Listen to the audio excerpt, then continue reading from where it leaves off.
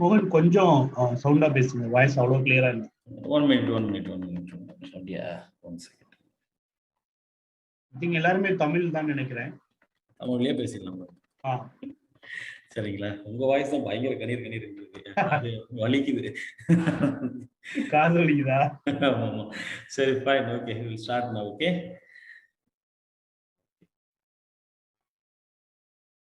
நான் கொஞ்சம் சத்தமா பேசுறேன். ஓகே. நேத்திக்கு வந்து myself Mohan Radhakrishnan. I have 15 years of IT industry experience. I worked in Standard Chartered Scope International for 12 years. After that, I worked in one startup company, product-based company, and then I ended my career and joined as a trainer now full-time. That's all about myself. I worked in production support, development, identity and access management, and database management. Okay, that's all about myself. Today we are going to see the first service EC2. I think Karthik sir வந்து நேத்திக்கு உங்களுக்கு எல்லாரும் இந்த introduction பார்ட்லாம் முடிச்சிட்டாருன்னு நினைக்கிறேன். கரெக்ட்டுங்களா? DevOps introduction and AWS introduction அதெல்லாம் முடிச்சிட்டாருன்னு சொன்னாரு. கரெக்ட்டுங்களா? ஆமா.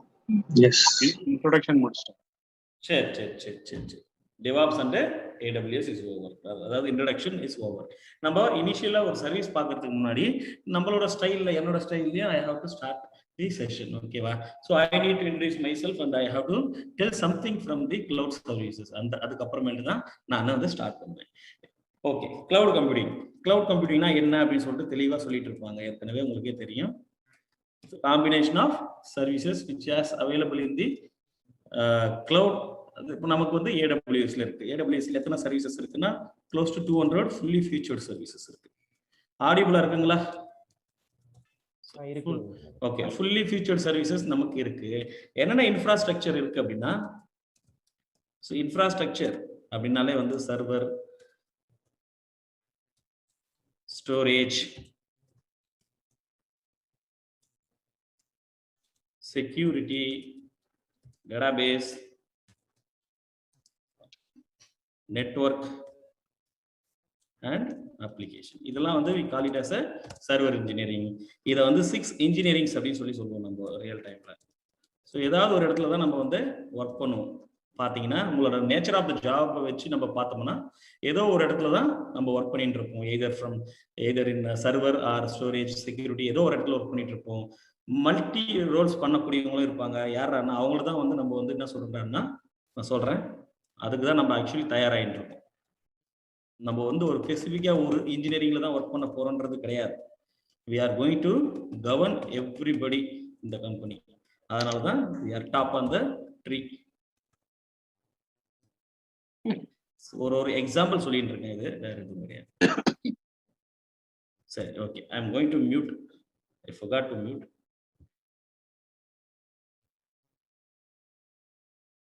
Okay, great. இதுதான் வந்து 6 engineerings we have in any organization. ஓகேவா? இந்த 6 engineeringல யார் எக்ஸ்பர்ட்டா இருக்காங்களோ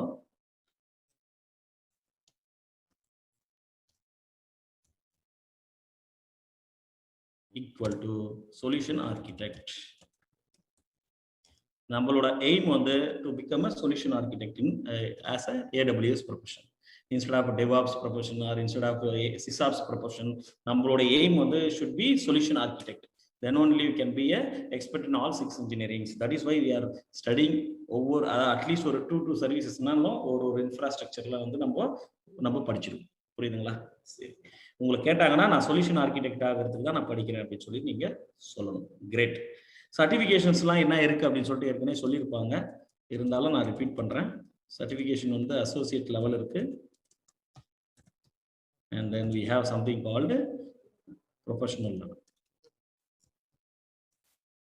And என்னென்ன சர்டிஃபிகேஷன் இருக்குறாங்க? DevOps இருக்கு, SysOps இருக்கு, and then something called solution architect.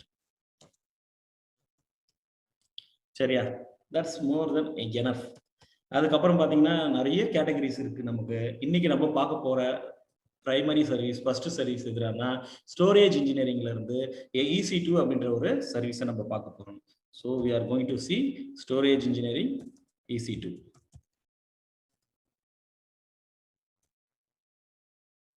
Okay, நீங்க தான் சொல்லுங்க. ஒரு சின்ன ஒரு ரியல் டைம்ல நமக்கு ப்ராக்டிக்கலா பார்த்த ஒரு விஷயம், ஆன் ப்ரிமிசஸ் அப்படின்னா என்ன அப்படின்னா, the traditional way of development, host and manage the application is on premises. என்ன பண்ணுவோம், நமக்குன்னு சொல்லிட்டு ஒரு ஆர்கனைசேஷன் இருக்கும், நமக்குன்னு சொல்லிட்டு ஒரு நெட்வொர்க் இருக்கும், நமக்குன்னு சொல்லிட்டு ஒரு டேட்டா சென்டர் இருக்கும். அதுல ஒரு அப்ளிகேஷனை நம்ம ஒரு சர்வரை ரன் பண்ணி அதை நம்மளே மெயின்டெனன்ஸ் பண்ணி நம்ம கஸ்டமருக்கு வந்து சப்போர்ட் பண்ணிட்டு இருக்கோம். That's a kind of applications வந்து நம்ம ஆன் ப்ரிமிசஸ் அப்ளிகேஷன் அப்படின்னு சொல்லுவோம். இந்த ஆன் ப்ரிமிசஸ் அப்ளிகேஷன்ல என்ன சேலஞ்சஸ் இருந்தது அப்படின்னா, ஃபார் எக்ஸாம்பிள் இப்போ ஒரு ஆர்கனைசேஷனுக்கு வந்து ஒரு 100 or 1000 மிஷின்ஸ் தேவை, அதாவது கம்ப்யூட்டர் தேவை அப்படின்னா, ஃபர்ஸ்ட் நம்ம என்ன பண்ணணும், முதல்ல வந்து அதனுடைய கான்ஃபிகரேஷன் அது எல்லாத்தையும் வந்து முதல்ல டிசைட் பண்ணணும். உட்காந்து டிசைட் பண்ணிட்டு தென் எந்த கம்ப்யூட்டர் சென்டர்ல போயிட்டு நம்ம வாங்குறது, அதாவது எந்த கம்பெனில போயிட்டு வாங்குறதுன்னு பார்க்கணும். சேலஞ்சஸ் கம்ப்யூட்டரா, சூப்பர் கம்ப்யூட்டரா அப்படின்னு சொல்லிட்டு பேஸ்ட் ஆன் தி கொட்டேஷன் வந்து வி செலக்ட் தி இது company, the production company of the computer. அங்கே போயிட்டு என்ன பண்ணுவோம், நம்ம வாங்குவோம், 100 கம்ப்யூட்டர்ஸ் வாங்குவோம். அப்போ நம்ம வாங்கும்போது பார்த்தீங்கன்னா ட்ரெடிஷ்னலில் வந்து we have monitor, CPU and keyboard, இந்த மாதிரி நிறைய யூட்டிலிட்டிஸ் வந்து நமக்கு கொடுப்பாங்க. அதை வாங்கிட்டு வருவோம். இதுக்கே it will take 10 days for receiving quotation and buying and all these things. அதுக்கப்புறமேட்டு நம்ம வாங்கிட்டு வந்த பிற்பாடு என்ன பண்ணுவோம்னா, அதை வந்து ஒரு இடத்துல செட் பண்ணணும். So that we need some physical location. அந்த இடத்த நம்ம பார்த்து அதை செட் பண்ணணும். First data cable, network cable எல்லாத்தையும் போட்டு, ஃபைபர் கேபிள்லாம் போட்டு செட் பண்ணிட்டு அதுக்கப்புறமேட்டு என்ன பண்ணுவோம், நெட்வொர்க்கு ரெடி பண்ணுவோம். நெட்வொர்க் பேண்ட்வித் வந்து நம்மளுடைய நேச்சர் ஆஃப் த அப்ளிகேஷன் ஒர்க்குக்கு ஏற்ற மாதிரி அதனுடைய பேண்ட்வித் வந்து அந்த அளவுக்கு இருக்கிற மாதிரி நெட்வொர்க்கு நம்ம ரெடி பண்ணுவோம். அதுக்கப்புறம் செக்யூரிட்டி குரூப் ரெடி பண்ணணும். இந்த மாதிரி ஏகப்பட்ட சேலஞ்சஸ். ஸ்டோரேஜ் செட் பண்ணணும், அதுக்கு மெமரி, சிபியு, இந்த மாதிரி கான்ஃபிகரேஷன்ஸ், ஓஎஸ் இன்ஸ்டாலேஷன் பண்ணணும். இந்த மாதிரி நிறைய மேனுவல் ஆக்டிவிட்டிஸ் நம்ம பண்ணிட்டு இருந்தோம். So that it is very difficult. ஒரு 1000 மிஷினை நான் ஒரு கம்பெனிக்கு இன்ஸ்டாலேஷன் பண்ணி முடிச்சு அதை ஃபுல் ஃப்ளெஜ்டாக ஸ்டார்ட் பண்ணுறதுக்கு ட்ரெடிஷ்னல் டேஸில் வந்து I need minimum 1 or 2 months. So buying, deploying and managing is always manual and need more man effort. அதுக்கு இதுல என்னன்னா chances of human error is very high. சரியா? இதுதான் நம்மளுடைய traditional challenges, on premises challenges. இதை over come பண்றதுக்கு நமக்கு EC2 அப்படின்னு சொல்லி ஒரு சர்வீஸை கொடுத்துருக்காங்க. யாரு? AWS கொடுத்துருக்காங்க. இந்த EC2ன்றது ஒன்றும் கிடையாது, creating one computer over the internet in the Pacific regions. ஏதாவது ஒரு ரீஜன்ஸ்ல நமக்கு வந்து பாத்தீங்கன்னா we have totally 23 active regions plus 4 on progress. இது வந்து லைவ் வரல, இன்னும் வரப்போகுது. ரீஜன்ஸ் வந்து இருக்கு. இதுல எந்த ரீஜன்ஸ்ல எனக்கு வந்து இந்த அப்ளிகேஷன் ஹோஸ்ட் பண்ணணும்னு சொல்லி, சர்வரை ஹோஸ்ட் பண்ணணும்னு சொல்லி நினைக்கிறேனோ அந்த இடத்துல நான் ஹோஸ்ட் பண்ணிக்கலாம். And also I have something called availability Jones. எனக்கு வந்து கிட்டத்தட்ட வந்து 77 அவைலபிலிட்டி ஜோன்ஸ் வந்து ப்ரொவைட் பண்ணியிருக்காங்க. ஈச் ஜோன் வந்து ரீஜன்ஸ் வந்து மினிமம் 3 to 6 வரைக்கும் அவைலபிலிட்டி ஜோன்ஸ் இருக்கும். To ensure the backup and recovery தான். இதெல்லாம் வந்து போக போக போக ஒவ்வொரு சர்வீஸ் பார்க்கும்போது you can come to know what it is. இப்போதைக்கு ஜஸ்ட் லிசன் பண்ணுங்க. எதுக்கு நான் இதை சொல்றேன்டான்னா, இப்போ நான் ஒரு கம்ப்யூட்டர் கிரியேட் பண்ண போறேன். நான் மும்பை ரீஜன்ல போயிட்டு ஒரு கம்ப்யூட்டர் நான் கிரியேட் பண்ணலாம்னு சொல்லிட்டு நான் இருக்கிறேன்னா, என்னுடைய கம்ப்யூட்டருடைய ரெப்ளிகா காப்பி வந்து என்ன ஆகும்னா 3 ரீஜன்ஸ்லயும் 3 அவைலபிலிட்டி ஜோன்ஸ்லயும் போயிட்டு ஸ்டோர் ஆயிடும். அதனால என்ன ஆகும்னா, ஒரு ஏதாவது அவைலபிலிட்டி ஜோன் வந்து டவுன் ஆயிடுச்சுன்னா கூட I can retrieve or access from my other availability zones. அத இல்ல இது வந்து ஹை கிரிட்டிக்கல் அப்ளிகேஷன் ஜோன் ஒரே ஒரு ரீஜன்ஸ்ல மட்டும் வைக்காதீங்க, இன்னொரு cross region replication, cross region backup மாதிரி வைங்க. லண்டன்ல கூட ஒரு பேக்கப் சர்வர் வந்து கிரியேட் பண்ணி வைங்க அப்படின்னு சொல்லி சொன்னா that's also possible. That we call it as a cross region backup அப்படின்னு சொல்லி சொல்லுவோம். இதெல்லாம் வந்து எதுக்கு சொல்றேன்னா, இந்த ஆன் ப்ரிமிசஸ் இதெல்லாம் நம்ம இப்ப பார்த்துட்டு இருக்கிறது வந்து கிளவுட் ப்ரிமிசஸ். கிளவுட் ப்ரிமிசஸ் எதுக்கு வந்திருக்குன்னா, ஆன் ப்ரிமிசஸ்ல இருந்த சேலஞ்சஸ் எல்லாம் ஓவர் கம் பண்றதுக்காக we got something called cloud premises. இதுல EC2 என்ற அப்ளிகேஷன் வந்து சர்வர் இன்ஜினியரிங்ல வருது. இது சர்வர் இன்ஜினியரிங்ல என்ன பண்ணுது அப்படின்னா, ஸ்டோரேஜ் கிடையாது, சர்வர். ஓகே, ஸ்டோரேஜ்னா S3.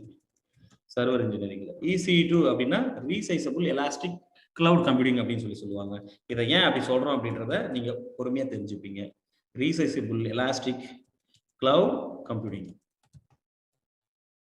கிரியேஷன், இதுதான் வந்து EC2 அப்படின்னு சொல்லுவோம். EC2 எக்ஸ்பான்ஷன் வந்து elastic cloud computing or computing cloud, ஏதோ ஒன்று நம்ம சொல்லலாம். சரிங்களா? இது என்ன பண்ணோம் அப்படின்னா, ரியல் டைம்ல வந்து we always work for the developers. சரி, டெவலப்பர்ஸ்க்கு வந்து it makes the job easy. எப்படின்னா, ஆஸ் அ மேனேஜர் நான் என்ன பண்ணுவேன்னா, எனக்கு வந்து ஒரு 25 டெவலப்பர்ஸ் ஒர்க் பண்ணிட்டு இருக்காங்க ஃபார் ஒன் டெவலப்மெண்ட். ஓகே, ஏதோ ஒரு அப்ளிகேஷன் டெவலப் பண்றதுக்கு அப்படின்னு வச்சுக்கோங்க. 25 பீப்புளும் வந்து they are working in the different one second please. It's easy to introduction தான், பரவாயில்ல. One second. நான் பார்த்துக்கிறேன்.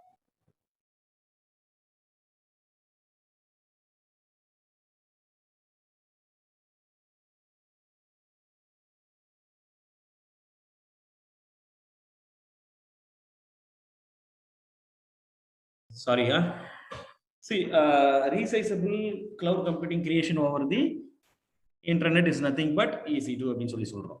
இதுல என்னென்ன சேலஞ்சஸ் நமக்கு ஆன் ப்ரெமிசஸ்ல இருந்ததோ அது எல்லாத்தையுமே வந்து இங்கே ஓவர் கம் பண்ணியாச்சு. அப்படின்னா என்னன்றதை நம்ம இப்ப பார்க்க போறோம். EC2 வந்து அதனுடைய அப்ஜெக்டிவ் என்னன்னா, கோல் என்னன்னா, to make the developers job easy. As a manager, for example ஒரு 10 to 15 மெம்பர்ஸ் வந்து எனக்கு கீழே வந்து ஒரு டெவலப்மெண்ட்ல ஒர்க் பண்ணிட்டு இருக்காங்கன்னா, I have to create the instance or server or ஏதோ என்விரான்மெண்ட் வந்து நான் கிரியேட் பண்ணி அவங்களுக்கு வந்து நான் கொடுக்கணும். கொடுத்தாதான் they can start their development. கரெக்டா?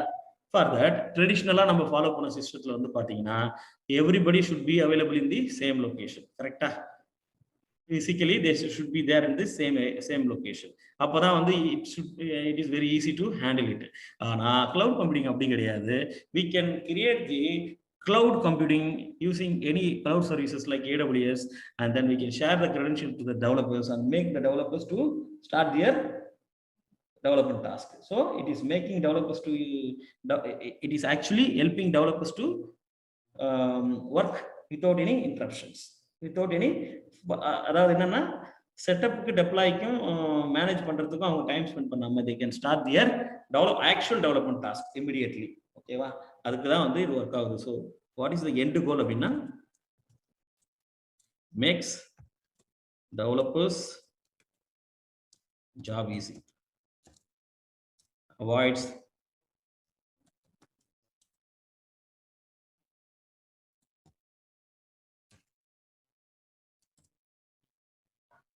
unnecessary wastage of time.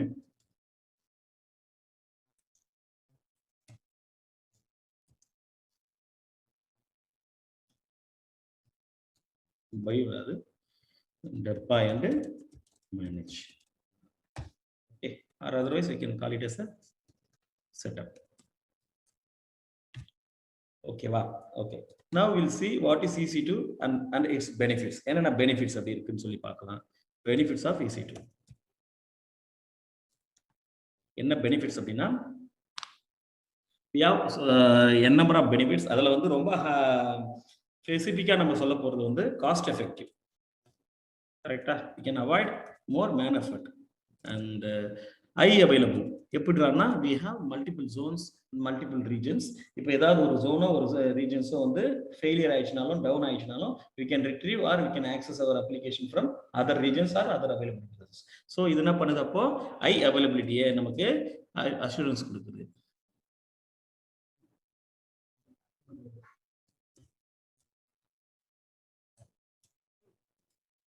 Fast, effective, high availability, and then easier and faster creation.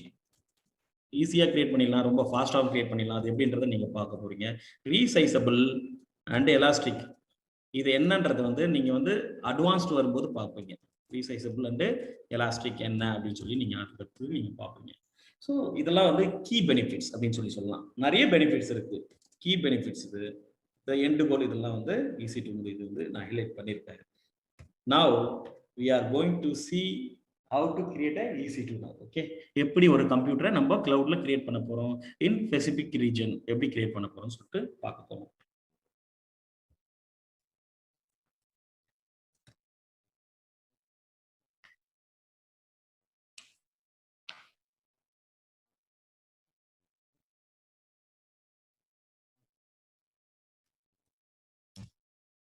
Okay, EC2 creation.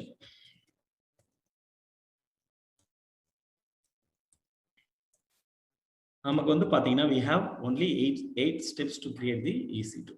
என்னென்ன ஸ்டெப்ஸ் அப்படின்றத நம்ம இப்ப பார்க்க போறோம்.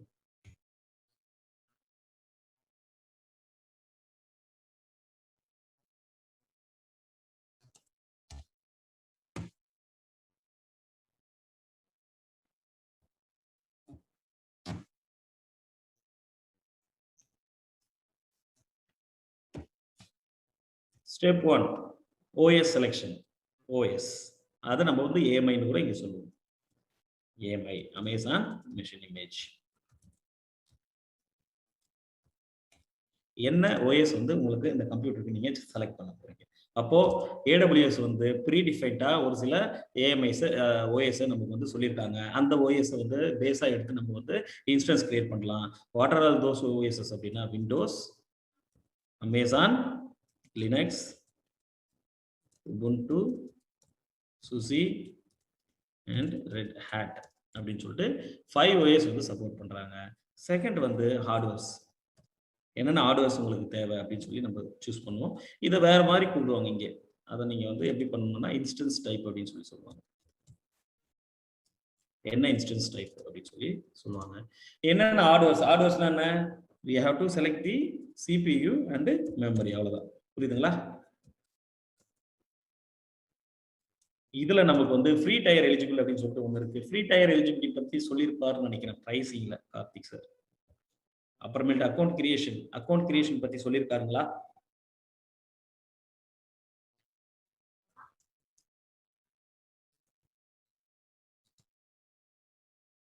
Okay, let me explain one by one.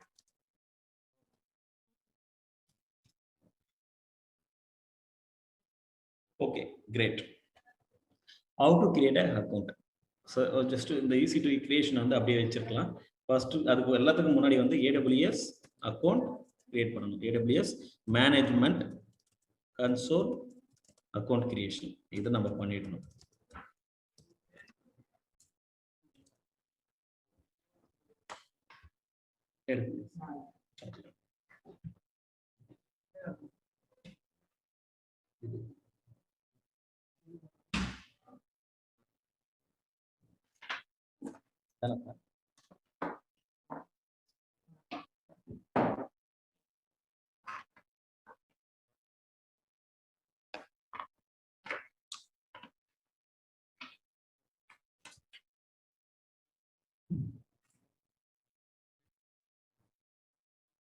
இதுதான் ஆக்சுவல் சைட்.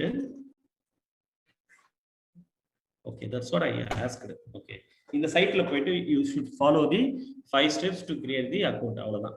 சரிங்களா? அது ஏற்கனவே சொல்லியிருந்தா அது வேண்டாம், ரிப்பீட்டேஷன் வேண்டாம். You have to follow 5 steps to create the account.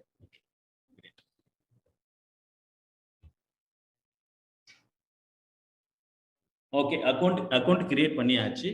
அதுக்கப்புறமேட்டு இதுல வந்து we have something called free tier eligible pricing. அதான் ரொம்ப ரொம்ப important.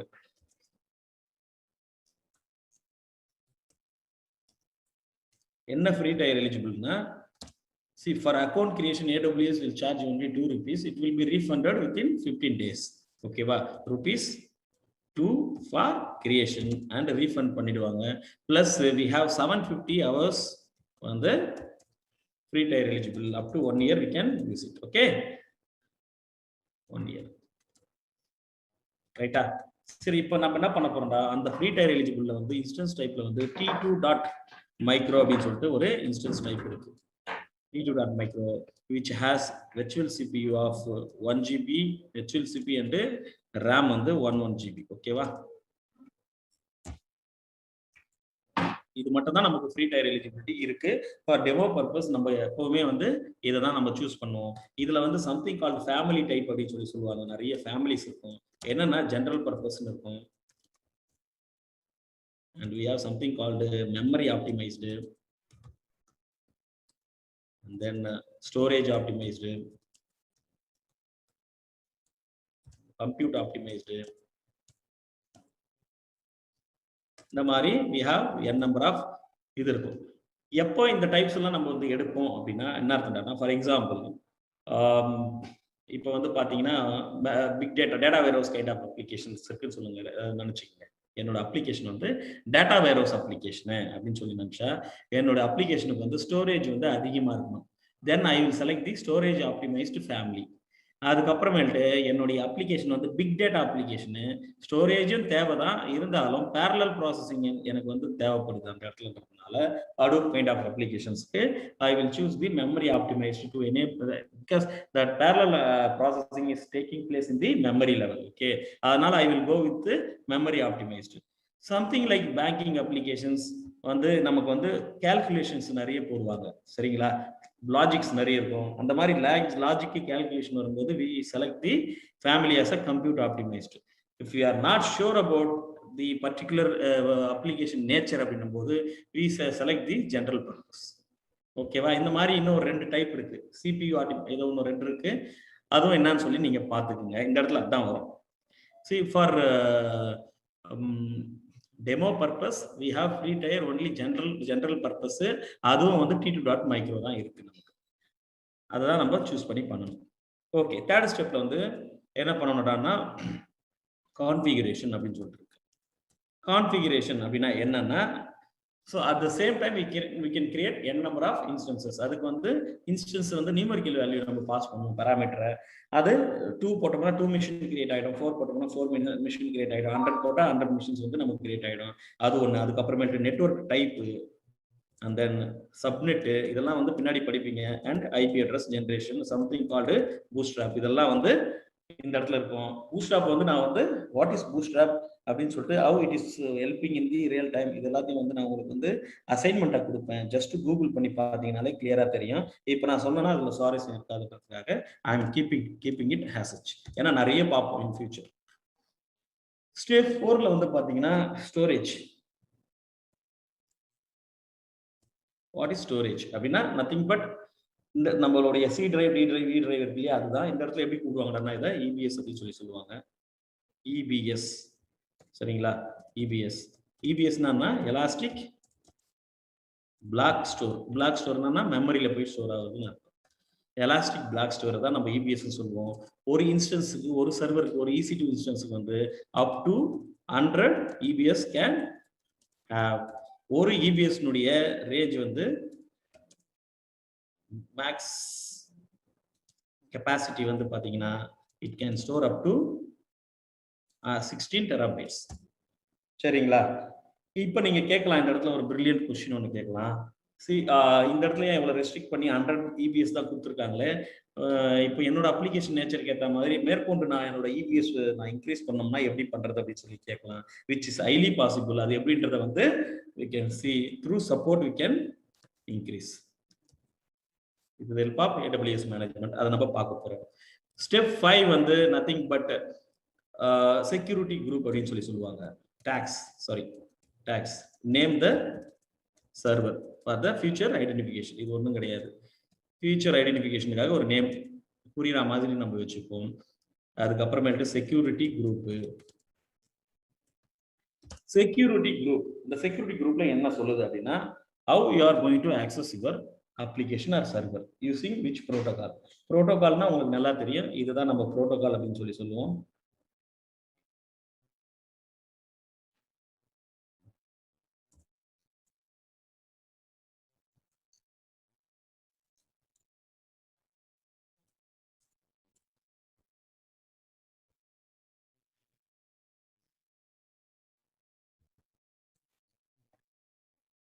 See, in this case, இதுதான் என்னுடைய புரோட்டோகால். HTTPS அப்படின்றது என்னோட புரோட்டோகால்.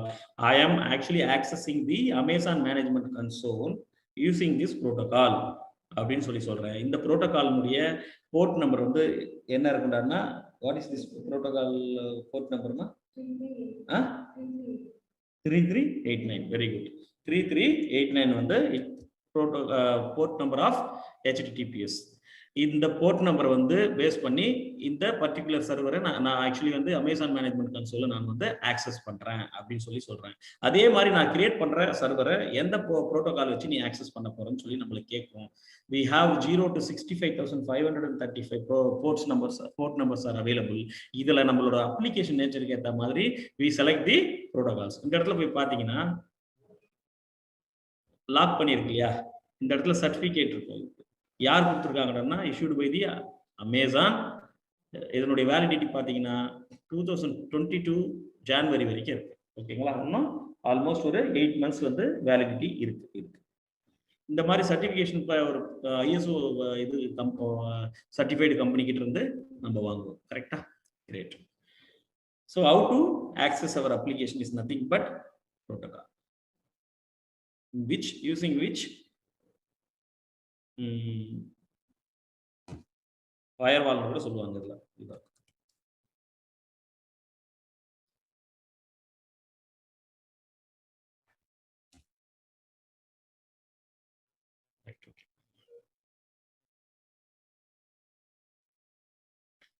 right, great.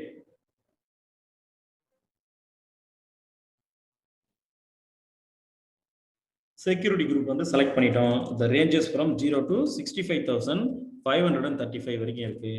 இந்த இதுல ஏதாவது ஒன்று நம்ம செலக்ட் பண்ணி பண்ணுவோம். Okay, right.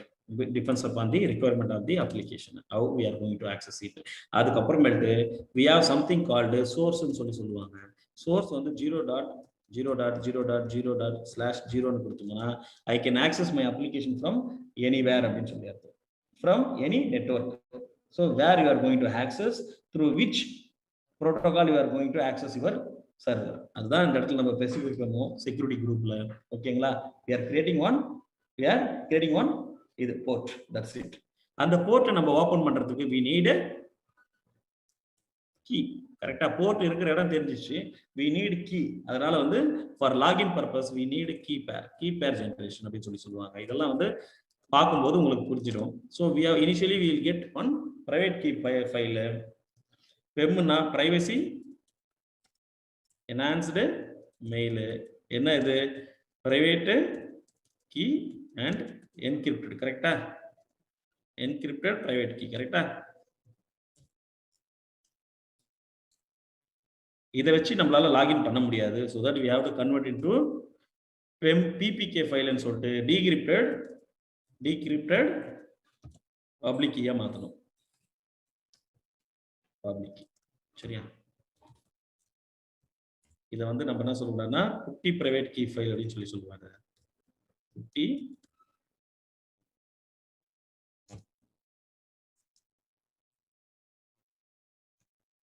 private key file. Using this we can log in our Linux environment. Right. So step 8 is nothing but everything is pakka. Now we can launch our instance. That's it. இவ்வளவு steps தான் இருக்கு. இவ்வளவுதான் வந்து நம்ம create பண்றது. இந்த அளவுக்கு நம்மளால ஆன் பிரிமிசஸ்ல இவ்வளவு ஈஸியா ஒரு கம்ப்யூட்டர் கிரியேட் பண்ண முடியுமான்னா இட் இஸ் ஹைலி இம்பாசிபிள்.